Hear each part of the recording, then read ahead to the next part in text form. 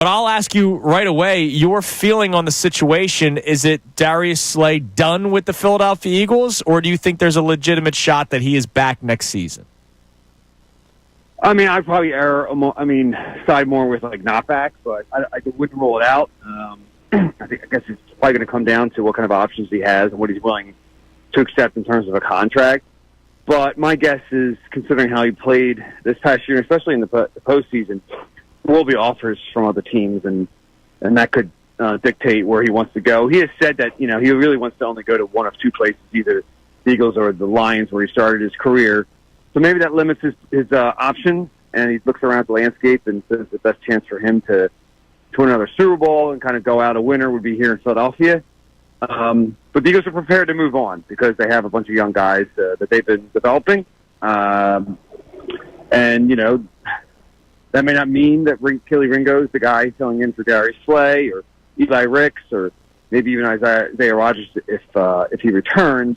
But I think they feel much more comfortable at that position, obviously because of Quinyon Mitchell and Cooper DeJean than they did just a year ago. Yeah, to follow up on that, so you think the replacement to Slay is more of an in-house option, or do you think Howie Roseman would also take a look at the market of other maybe veteran cornerbacks, or we've also seen him be an expert at the player that's on the final year of their rookie deal, bring them in for that final year, but do you think it's more in-house? Right. I mean, I agree with you there. He could look elsewhere, but he's not going to pay a lot for a cornerback. I mean, he just invested, first and second rounder on the position. And he's going to have to pay those guys at some point. So that is extremely unlikely. I think the only guy that maybe, the more likely option is, let's say, Isaiah Rodgers, who did well when he filled in at cornerback whenever Slay left. Maybe you can get him not for an expensive amount of money because, again, he really didn't play a full season. He's still young. Put him on the outside and keep Cooper and Quinyon where they are. I think there's also the option that Cooper at least starts on the outside in the base defense and then moves into the slot nickel. But still, then you would still need an outside corner for about 85% of the other plays. And it could be Kelly Ringo. I mean, they like Ringo. This is a guy that they drafted out of Georgia. They developed him. He was basically the guy kind of starting at the outside spot in camp, or at least sharing it with the Rodgers when eventually they decided to just go with Mitchell and Slay out there.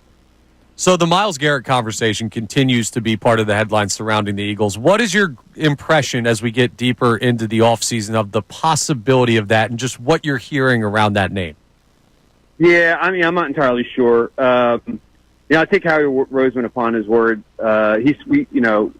About maybe 6 or 7 of us Philly reporters are out there in Indianapolis, and we spoke to Howie before he took the podium, and he kind of dodged didn't dodge, but he just didn't. He can't talk about another player, obviously, on our roster when he was asked directly about Myles Garrett on the podium. But we had talked to him earlier, and there was kind of a roundabout question about what it would take to get someone of Garrett's caliber and forfeit first and second round pick or 2 firsts or whatever it's going to take to get him. And Howie just said that we're not in a position to do that. And look, I mean, I think with Howie and big name players, you can never rule out the possibility. I just don't think that they're in the position to make a move for Garrett. I understand, there have been some reports out there and other teams around the league are not ruling out the Eagles because, Howie has pulled off some miraculous trades in the past and has gotten star players without it seemingly affecting the salary cap.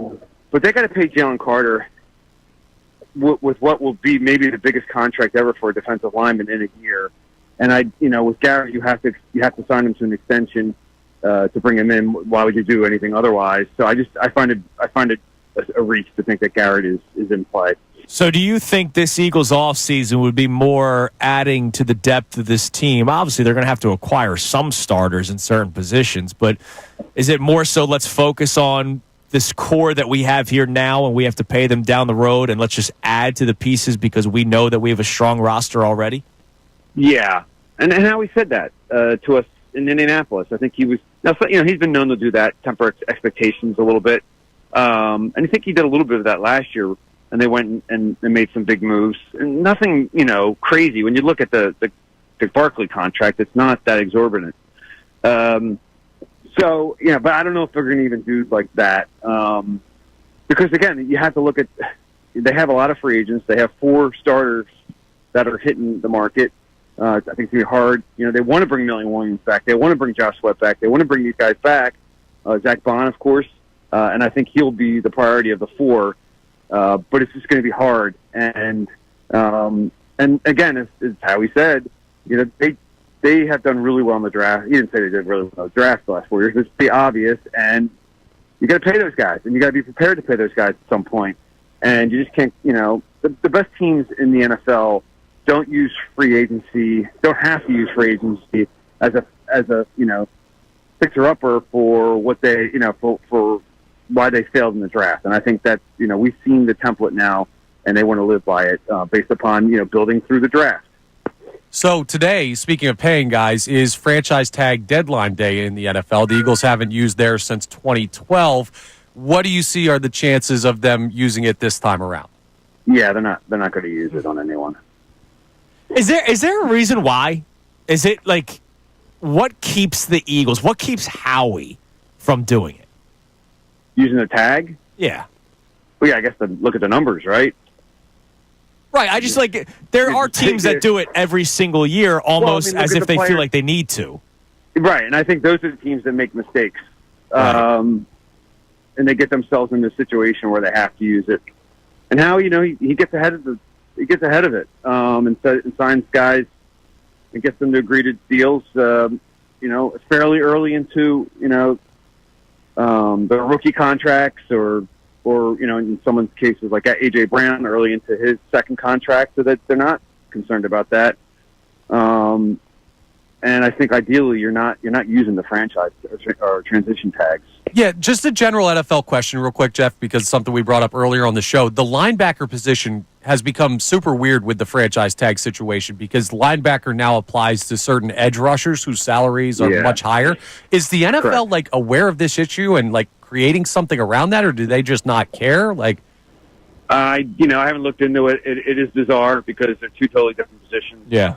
And like those. I don't vote for the AP poll, but I do vote for the PFWA and the year poll. And there's always like that issue about what guys and end, which guys is a linebacker, who gets voted into what at what position. To me, there's edge rushers, you know, edge defenders on the line, and then there's off-ball linebackers. And yeah, I don't understand why the NFL allows that to this day.